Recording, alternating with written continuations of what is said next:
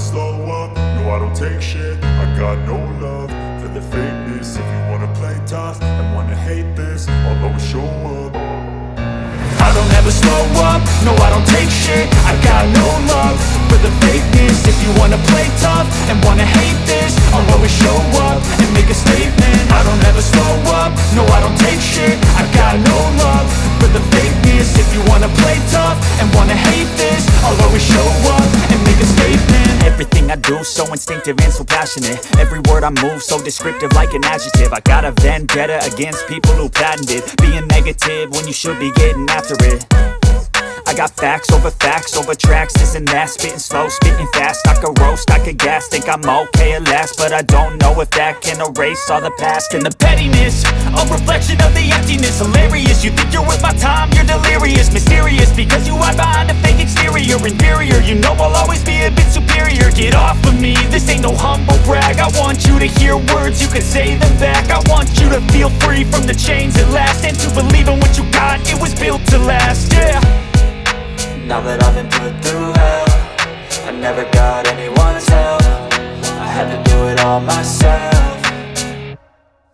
I don't ever slow up, no I don't take shit. I got no love for the fakeness. If you wanna play tough and wanna hate this, I'll always show up and make a statement. I don't ever slow up, no I don't take shit. I got no love for the fakeness. If you wanna play tough and wanna hate this, I'll always show up and make a statement. Gonna learn the consequence of being incompetent. Mental health is confidence, dreams and some modestness. I'm not here to save the day, that's for you to take away. I could play a million mind games, but instead I say something not illogical, something that is topical. Rub it on and watch it go, make yourself unstoppable. Dreams are irresponsible, but they're always possible. If you just believe, you could be so remarkable. Thoughts in my head, a collage and they spread. I'll be great one day, going off of my meds. No, I'm not giving up, no, I'm not giving in. I will make it to the top, taking off in the wind. I gotta make it, I'm saving every day to taste it. I'm patient, but my mind, it can hardly take it. I'm chasing a dream that I've had for several ages. A vacant, modern kingdom for the taking.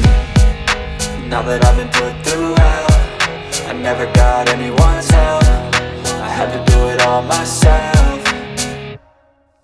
I don't ever slow up, no I don't take shit. I got no love for the fakeness. If you wanna play tough and wanna hate this, I'll always show up and make a statement. I don't ever slow up, no I don't take shit. I got no love for the fakeness. If you wanna play tough and wanna hate this, I'll always show up and make a statement. I don't ever slow up, no I don't take shit. I got no love for the fakeness. If you wanna play tough and wanna hate this, I'll always show up.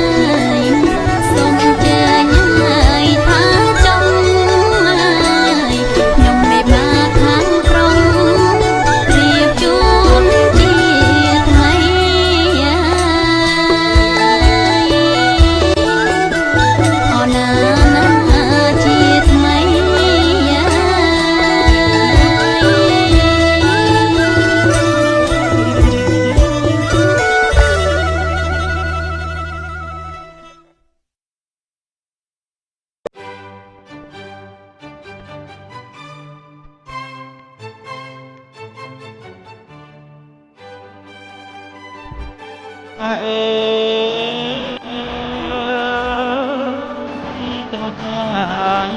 រី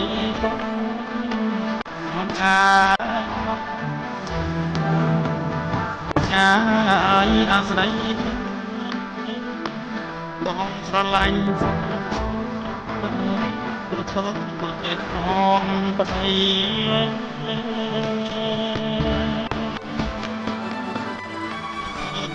ហើយអ្នកមកប្តី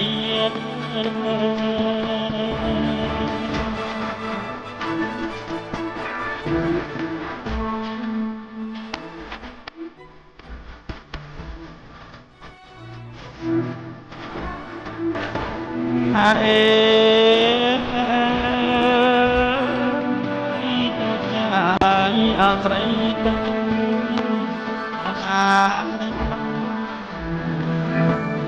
យហើយមិនមករ៉ាបាយទឹកទៅបញ្ហាវាអត់ទ្រង់ចិត្តណា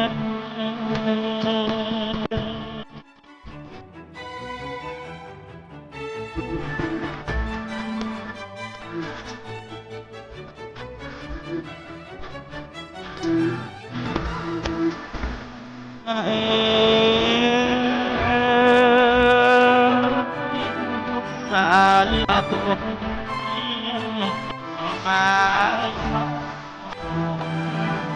តតញ៉ាហើយអត់មិនសមុទ្រលះលះស្រស់អត់ញ៉ាំបា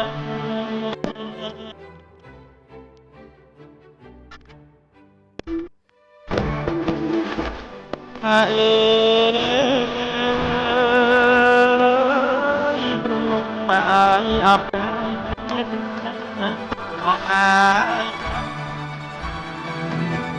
អាព្រៀបណាឲ្យកាច់អត់ទីទុកសិនហើយបន្តចូលទេយ៉ាបន្តញ៉ាំហើយចូលទេយ៉ា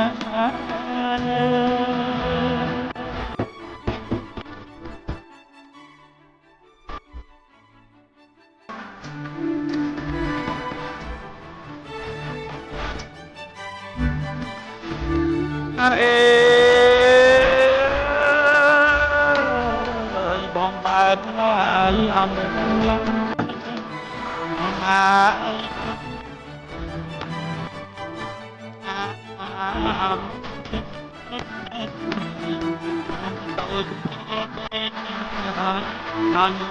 អពី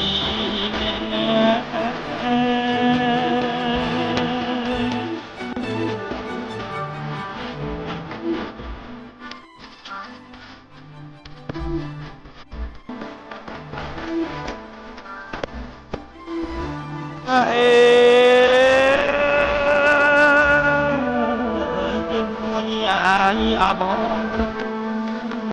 អត់ហើយតែហើយអបងដាក់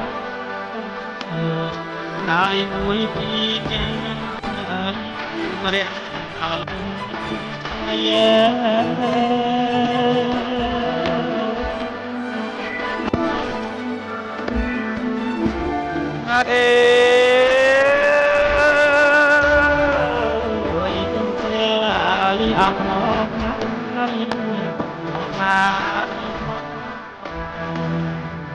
អបតាឡាញ់ចិត្តត្រង់យ៉ាឈប់មើល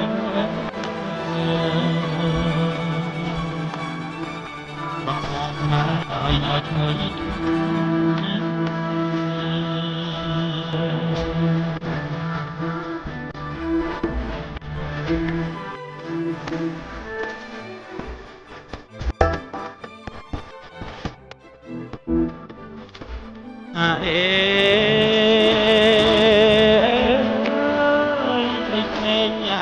អម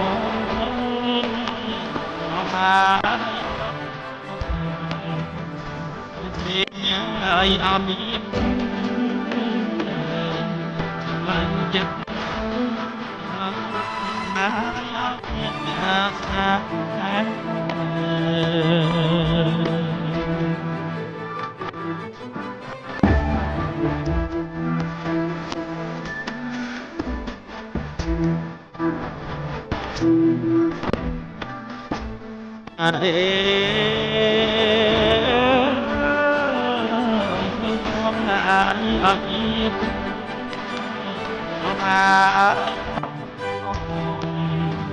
ไปพร้อมมาอยากได้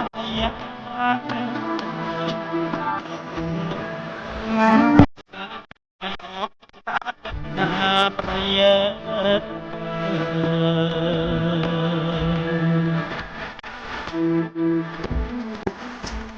อะไรตัวใหญ่อาศัยออกมาอันนี้สิ่งใดเพราะหาความลำ